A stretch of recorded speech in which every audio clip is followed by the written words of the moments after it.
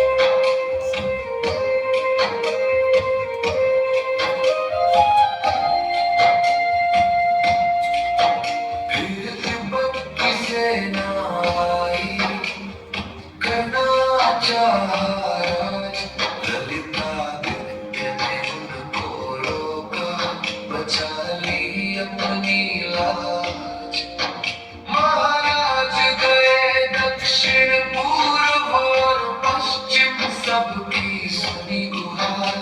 कनौज के राजा को भी युद्ध में दी कड़ी हार।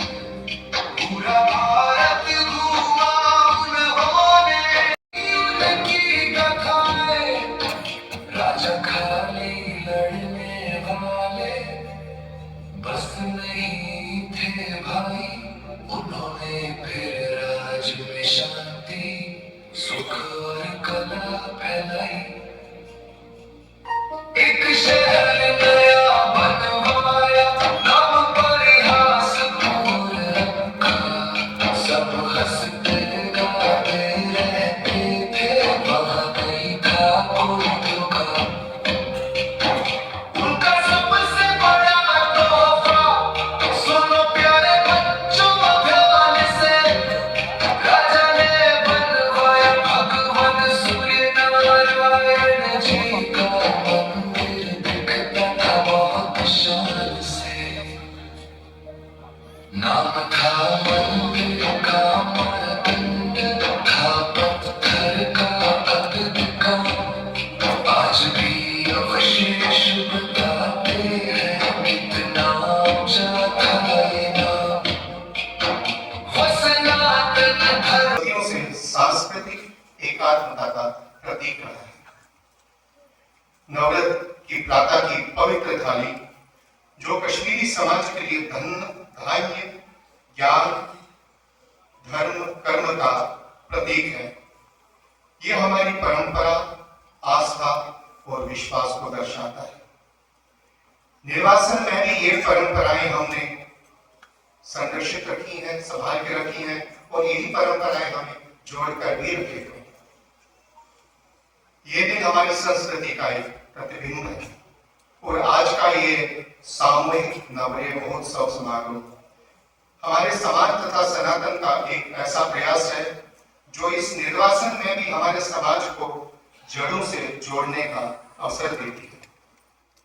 कार्यक्रम का शुभारंभ हम गीता पाठ से करते हैं, जो हमारे समक्ष लक्ष्य रहना रुद्रप्रिया और दिलीप गुप्ता प्रस्तुत करेंगे।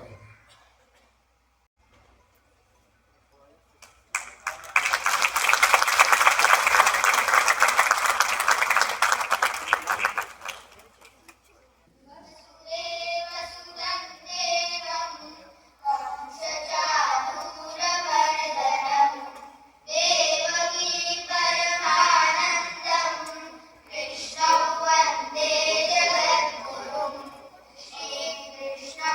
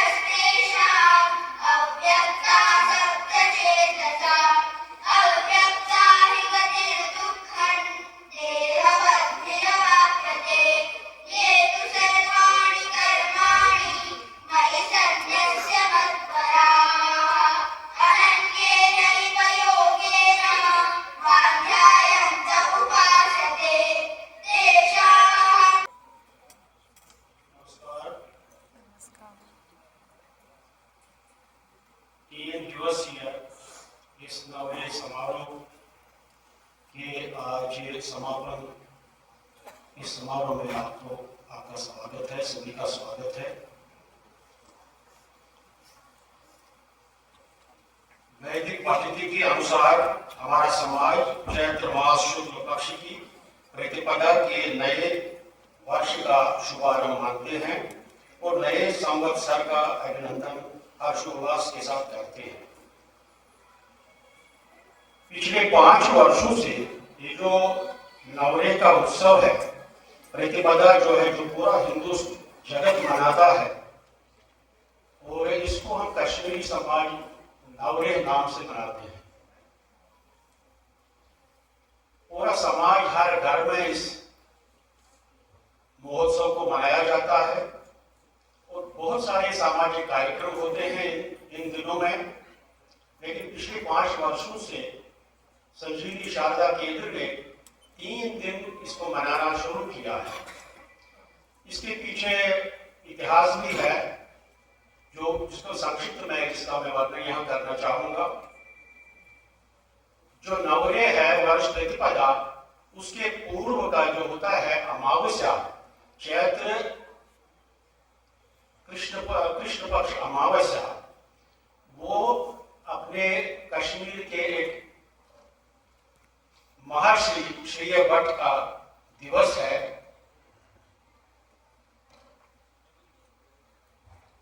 वर्ष प्रतिपदा चैत्र शुक्ल पक्ष प्रतिपदा पर आता है और दूसरे दिन द्वितीय को कश्मीर के एक पराक्रमी सम्राट लालतादित्य उनको समर्पित है। तो ये 3 दिवस जो है उनको हमने त्याग, समर्पण और शौर्य के रूप में हम मनाते हैं। थोड़ी इन 2 महापुरुषों के बारे में मैं थोड़ी जानकारी दूंगा, जो कम समय होने के कारण ये एक सागर को गागर में समाने के बराबर है, लेकिन फिर भी थोड़ा इन महापुरुषों के बारे में मैं कहना चाहता हूँ। 15वीं सदी में महर्षि श्री भट्ट ऐसे महापुरुष हुए हैं जिन्होंने अपनी वैदिक कुशलता का उपयोग कर जन्मभूमि से उभरे हुए अपने बंधुओं को पुनः कश्मीर में स्थापित करने का पुनीत और बिरला कार्य किया है। उस समय जैनुल आबदीन, ये 1420 से 1470 ईस्वी की बात है, कश्मीर के शासक थे। उन्होंने अपने पूर्वजों की तरह ही जो क्रूरता उन्होंने की थी कश्मीर में, जिनके कारण वहां रक्त रंजित जो वहां का इतिहास है, तो उस समय भी वहां के समाज को, कश्मीरी हिंदू, कश्मीरी पंडित समाज को वहां से निकाला गया था। तो श्री भट्ट वहां पे एक वहां वैद्य थे। आज के हिसाब से देखेंगे तो वो फिजिशियन थे उस समय के। तो वो जो जैनुल आबदीन था, उनको एक फोड़ा निकला जो बड़ा विषैला था। तो उसके साथ जो अपने वैद्य थे या बाहर से जो उनके साथ आए थे, वो उसको ठीक करने में विफल रहे। तो जब वो बिल्कुल उसको लगा कि अब जीवन खत्म होने वाला है, समाप्त होने वाला है, तो उन्होंने कहा कि कश्मीर में भी देखो, यहाँ कोई है ऐसा वैद्य जो इसको ठीक कर सकता है। तो उस समय अपने महर्षि पंडित श्री भट्ट वहां थे, उनको ढूंढा गया और उनको कहा गया कि ऐसे जैनुल आबदीन जो शासक है, उसका आदेश है कि आप उसके दरबार में आए। तो वहां आकर उन्होंने कहा कि ये मामूली बात है, ये हम ठीक कर सकते हैं। तो उन्होंने उस वक्त वहां वो उनका ठीक किया अपनी गौरव विद्या के बल पर। वहां पे वो ठीक हुए। जब वो ठीक हुए तो राजा बहुत खुश हुए उस समय जैनुल आबदीन। तो उन्होंने कहा कि वो चाहते थे कि श्री भट्ट कोई पुरस्कार या कोई जागीर या कोई सम्मान मैं देना चाहता हूं, वो उसको स्वीकार करे। लेकिन उन्होंने ये सब नहीं माना। श्री भट्ट ने कहा कि ये इस चीज की आवश्यकता कोई नहीं है, ये तो एक मानवता का कार्य है, मैंने किया, मुझे इस चीज की आवश्यकता बिल्कुल नहीं है। लेकिन बहुत आग्रह के पश्चात उसने कहा कि आपके पूर्वजों ने जो आज तक क्रूरता दिखाई, अत्याचार हुआ यहाँ के समाज पे, हमारे समाज पे, और उस वक्त उनको बाहर निकाला गया था, उनका पलायन हुआ था। अगर आप उनको करना ही है कुछ तो वापस लाइए उनको। आपके शासन में सारे मंदिर तोड़े गए हैं, सारी प्रॉपर्टीज लूटी गई है, सारे मकान जलाए गए हैं, बिल्कुल जैसे आज 90 में हुआ। तो ये सब आप दोबारा से बनाओ, उनको लाओ, यहाँ बसाओ, और जो आप हमारे धार्मिक कार्यों पे आप टैक्स लगाते हैं उसको समाप्त करो। तो उसने ये सब माना और कहा नहीं अपने लिए कुछ मांगिए। तो अपने लिए उन्होंने कुछ नहीं मांगा, तो एक त्याग किया, उस वक्त समर्पण किया उसने अपने जो अपना था। तो उन्होंने एक बहुत बड़प्पन दिखाया उस समय, और इतिहास में अपना नाम बहुत ही रोशन किया। तो जो उस समय इतिहासकार जोनराज थे, जोनराज ने स्वयं ये कहा है, लिखा है, इतिहासकार जोनराज ने स्वयं लिखा है कि मुझ जोनराज को राजतरंग ने दोबारा लिखने के लिए प्रेरित किया, और उन्होंने आदेश दिया कि ये लिखिए, और तभी जाकर के मैंने इतिहास दोबारा शुरू किया लिखना। नहीं तो तब तक जो भी इतिहास लिखा गया था वो यही जो रक्त रंजित इतिहास है वही था, खून खराबे का इतिहास था। तो इसका श्रेय जो है ये श्री भट्ट को होता है। तो इन्होंने जो त्याग किया है, हमें लगता है कि इसका स्मरण होना चाहिए। तो इनका जन्म दिवस भी इसी अमावस्या को होता है, तो इसको हम त्याग दिवस के रूप में मनाते हैं। और दूसरा जो नवरेह का दिन है, पूरा कश्मीरी हिंदू समाज उस दिन एक दिन पूर्व थाली सजाते हैं, दंड दानी से सजाते हैं। उसमें बहुत सी चीजें होती है, और उसमें विशेषकर जैसे दंड दानी होता है, एक कलम होता है, एक जड़ी बूटी होती है स्वास्थ्य के हेतु, बहुत सारी अखरोट होते हैं, पंचांग होता है, और उसके साथ ही एक मिरर भी होता है, आईना होता है। इस सब के हम दर्शन करके उस आईने में अपने चेहरे को देखते हैं, और अपने आत्मनिरीक्षण के लिए ऐसा है कि हम अपना आत्मनिरीक्षण करेंगे, अपना सेल्फ इंट्रोस्पेक्शन करेंगे कि जो बीता हुआ वर्ष है मैंने इसमें क्या ठीक कार्य किया, मैंने क्या किया इस समाज के लिए, देश के लिए, धर्म के लिए। ये एक इंट्रोस्पेक्शन करने का समय है, इसलिए वो हम देखते हैं और आगे अपना रास्ता तय करते हैं। और उसके पश्चात एक चीज हमने इसके साथ जोड़ा, संकल्प। जैसे अभी यहाँ पे दिखाया गया कि सुबह जब हम थाली के दर्शन करते हैं तो थाली के पश्चात जब पूरा परिवार बैठता है तो वो आपस में एक सदस्य संकल्प बोलता है, तो बाकी सभी परिवार उसको दोहराता है। इसका यही है कि हमारी समाज की ही कवित्री है, मैं उनको वीरांगना कवित्री कहता हूँ, सुनीता रैना जी, सुनीता रैना जी। तो उनका लेखन जब भी मैं सुनता हूँ तो पूरा जोश उमड़ जाता है। तो उनके जितने भी गीत हैं, और जैसे आपने सुना होगा अच्छी कुनी आवाज, तो अगर इतने सालों से कोई हमें गीत जोड़ रहा है पूरे समाज को, तो ऐसे ही गीत है। तो मैं विशाल पंडिता और हर्षिता से निवेदन करता हूं कि आपके समक्ष यही गीत प्रस्तुत करें, और आप सबसे भी निवेदन है कि आप भी इसके साथ अपना स्वर मिलाएं। धन्यवाद।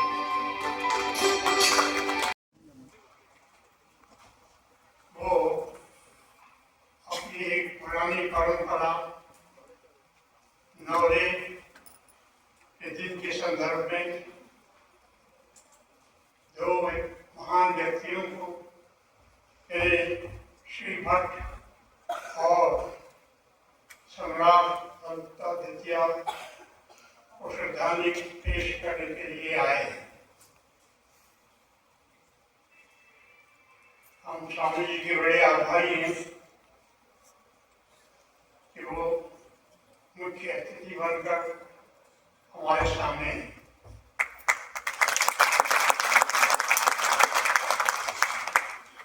नवरेह का महोत्सव इतिहास की नजर से अगर आप देखें तो ये हजारों साल पुरानी कहानी है, जिस वक्त लगभग 7,000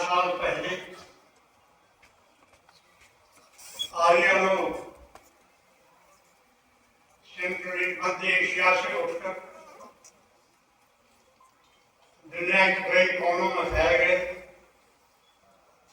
कुछ लोग तो ईरान की तरफ चले गए, कुछ लोग भारत की तरफ आए, सप्त सिंधु की तरफ आए। और जो सप्त सिंधु की तरफ आए, हम लोग उसी एथनिक ग्रुप से हैं। नवरोज, ये नए वर्ष का मनाना, ये उनकी पुरानी प्राचीन ट्रेडिशन है जो हम तक चली आ रही है। और हमारे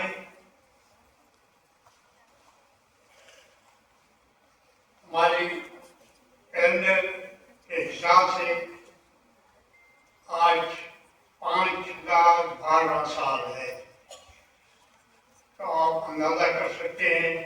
विष्णुमूर्तये नमोस्तुते शाश्वत विश्वयोने त्वमेव विश्वं सचराचरं च त्वमेव सर्वं प्रवदन्ति सन्तः।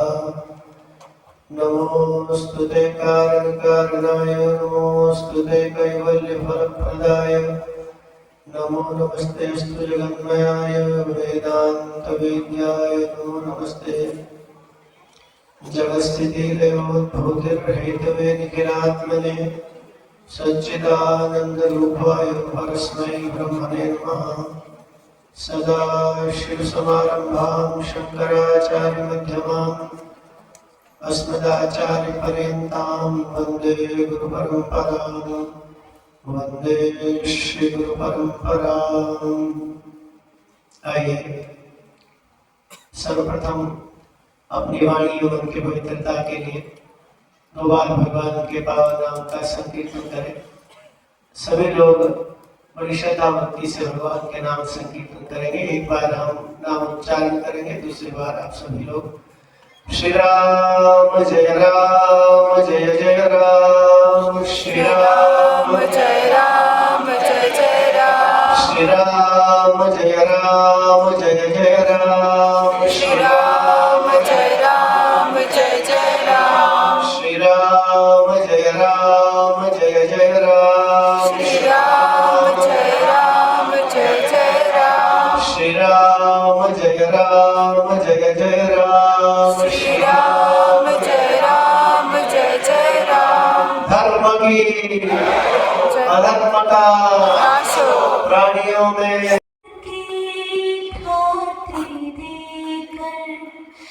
जीवन भर की खातिर देकर राष्ट्र देव को मान दिया। शौर्य कथाएं हमसे सुन लो, कितनी बार भिड़े तूफान से, कितनी बार प्रहार सहे, कितनी बार भिड़े तूफान से, कितनी बार प्रहार सहे। अस्त्रों शस्त्रों से क्या डरना, हम तो सदा दो चार हुए। कदमों पर विश्वास था अपने, चरित्र का निर्माण किया। जीवन भर की थाती देकर दो तीन अलग अलग पीढ़ियों का संयोजन मुझे यहाँ दिख रहा है। यहाँ भूतल पर भी और उसके ऊपर भी जो बैठे हुए हैं हमारे साथी, मैं खुद दो पीढ़ियों के बीच के ऐसे पुल पर खड़ा हुआ हूँ कि पीछे देखता हूँ तो इतिहास दिखता है, आगे देखता हूँ तो तकनीक दिखाई देती है। मैं जब बाहर आता है यहाँ पर तो एक साथी ने पूछा कि क्या है, मैंने बताया नवरेह तो शायद वो थोड़ी देर बाद, पहले उन्हें नवरेह शायद परिचित नहीं थे, थोड़ी देर बाद आए तो उन्होंने कहा कि नहीं कैलेंडर इवेंट है, पंचांग को लोग ऐसे भी देखते हैं। मैंने कहा कि इस तरह से देखने की दृष्टि सही नहीं है। इतिहास का कैलेंडर तो बड़ा लंबा होता है, व्यक्ति का जीवन छोटा होता है।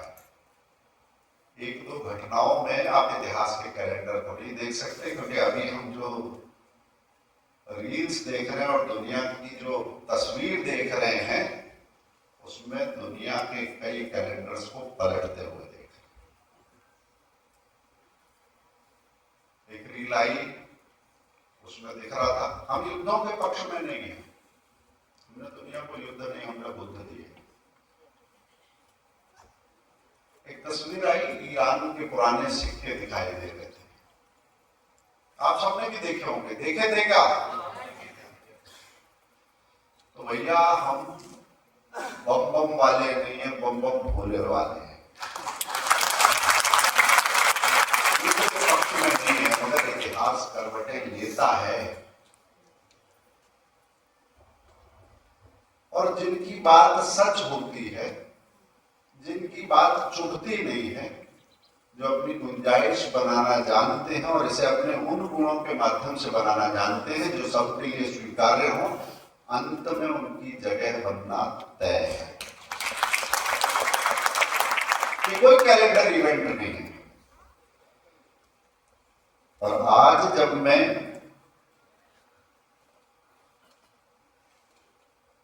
गीत सुन रहा था तो मुझे लगा कि शब्द व्याकरण से परे हो गए, भाषा की आवश्यकता नहीं है। और अब मैं आमतौर पर वर्ष में 2 बार पूरा देश घूम जाऊं, कुछ और देश घूम जाऊं, ऐसा प्रवास रहता है। मगर भारत की अगर बात में कहूं तो जगह जगह स्कूल दिखते हैं, उसमें केंद्रीय विद्यालय भी दिखते हैं। अब जब भी मैं केंद्रीय विद्यालय देखूंगा तो साथ ही में जो बैठे हुए हैं हमारे श्री हितेश शंकर जी, स्वयंसेवक भी हैं, जर्नलिस्ट भी हैं, उतना ज्यादा नहीं मैं बोलूंगा, आगे ही कुलदीप जी ने बोल दिया है। आप सबको नमन। आपके होने से ही हमें एक ऊर्जा प्राप्त होती है। आप जैसे लोग आते हैं, हम समझते हैं हम असहाय नहीं हैं, हम अकेले नहीं हैं, इसलिए हमेशा आप हमें मातरम वंदे मातरम सुजलां सुफलां मलयजशीतलां सस्यश्यामलां मातरम वंदे मातरम शुभ्रज्योत्स्ना पुलकितयामिनी कुसुमित द्रुमदल शोभिनी सुहासिनी सुमधुर भाषिनी सुखदा